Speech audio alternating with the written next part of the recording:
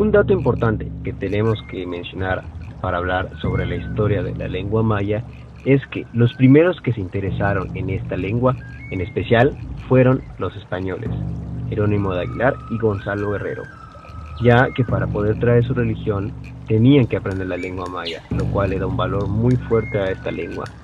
En la estela del idioma maya, hasta el 2004 existían más de 5 millones de personas que hablaban alguna lengua maya, cifra que permite a esta familia lingüística ocupar un importante lugar en cuanto al número de hablantes y entre número de indígenas. Esta situación numérica igual ayuda a desenterrar la idea popular de que los mayas, después del periodo clásico, ya habían casi desaparecido. Las primeras evidencias de ocupación humana en el territorio maya se remontan más de 10.000 años atrás.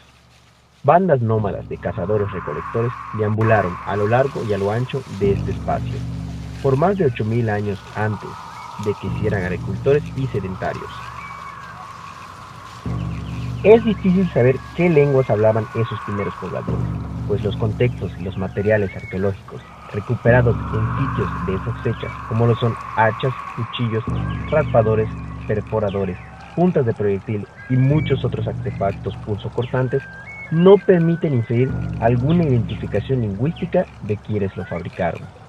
Podemos suponer, por la continuidad de algunos patrones tecnológicos en su realización, que estos artefactos de piedra fueron manufacturados por comunidades hablantes de una lengua maya en formación, que, a través de los siglos, se fueron diferenciando dentro del tronco lingüístico mesoamericano. Los lingüistas, basados en métodos grotocronológicos, proponen que todas las lenguas mayas actuales derivaron a través de un largo proceso histórico y cultural de una lengua común hoy extinta, denominada protomaya.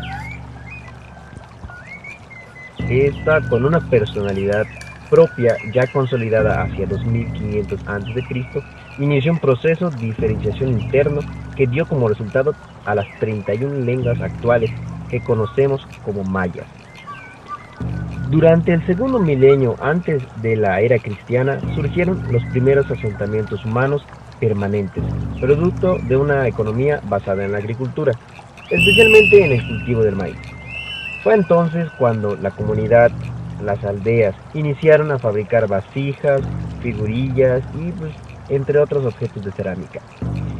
El análisis de estos materiales arqueológicos, sobre todo del de los numerosos fragmentos de vasijas, nos permitieron diferenciar tradicionalmente y particularmente cosas que son propias de esa cultura.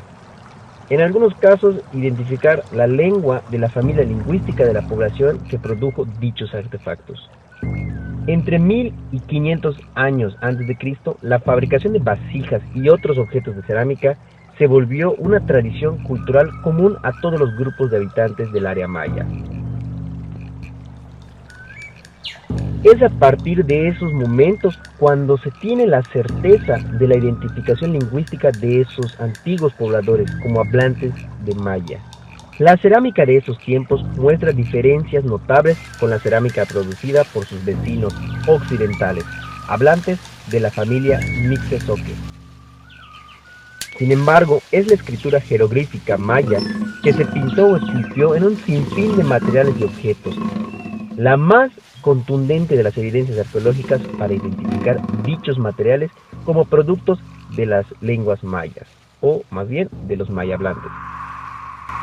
La escritura maya, enriquecida en sus orígenes por la tradición Mixtezoque, dio inicio durante la parte final del periodo preclásico, pero fue durante el periodo clásico cuando tuvo su apogeo.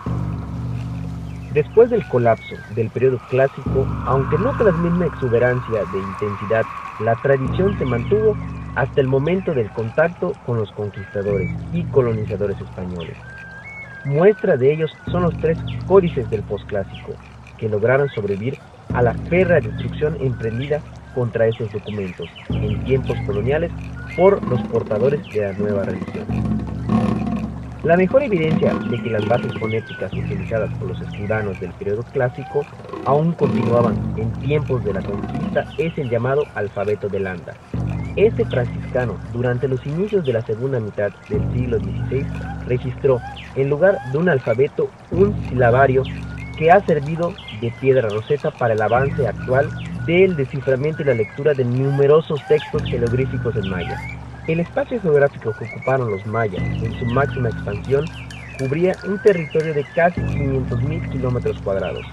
Abarcaba los estados mexicanos de Yucatán, Campeche, Quintana Roo y la parte este de Chiapas y Tabasco, así como todo Belice, gran parte de Guatemala y la proporción occidental de Honduras y El Salvador. Lo primero que salta a la vista es la gran extensión que ocupan los hablantes del maya peninsular o yucateco. Estos habitan prácticamente en toda la península de Yucatán. Esta homogeneidad lingüística también tiene que ver con la situación geográfica de la península, rodeada por mar en 3 de sus lados, lo cual no limita, pero sí dificulta el contacto lingüístico de masas, fenómeno generador, en parte, de la diversidad lingüística. En la actualidad se reconoce la existencia de 26 a 31 lenguas mayas. Esta definición se debe a que algunos autores consideran lenguas lo que para otros solamente son variantes dialécticas, y en otros casos, algunas variantes dialécticas sumamente diferenciadas no se consideran lenguas distintas. La primera rama que se separó del tronco ancestral, denominada protomaya, fue la de los huastecanos, formada por el huasteco y el chico-multeteco. Se piensa que estos iniciaron su proceso de diferenciación hace más de 4.000 años. La segunda rama en separarse fue la del yucatecano, la cual agrupa 4 lenguas: el yucateco o peninsular, el itzá, mopán y lacandón. La extensión del yucateco por toda la península es prueba de su arraigo y antigüedad en este espacio. Otra importante división en el tronco lingüístico ocurrió entre los años 1500 y 1000 a.C., cuando 2 macroramas, la occidental y la oriental, quedaron diferenciadas. La occidental comprende a las lenguas cholanas de las tierras bajas centrales, así como las celtalanas de las tierras altas de Chiapas, y a las chujians y canjobalanas de la región fronteriza de Chiapas y Guatemala.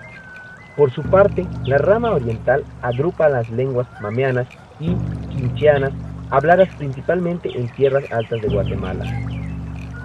La última de las 4 ramas, por su ubicación geográfica al sureste del área maya, se le denominan orientales, y algunas aglutinan a las 13 lenguas habladas por numerosos pueblos del antiplano guatemalteco.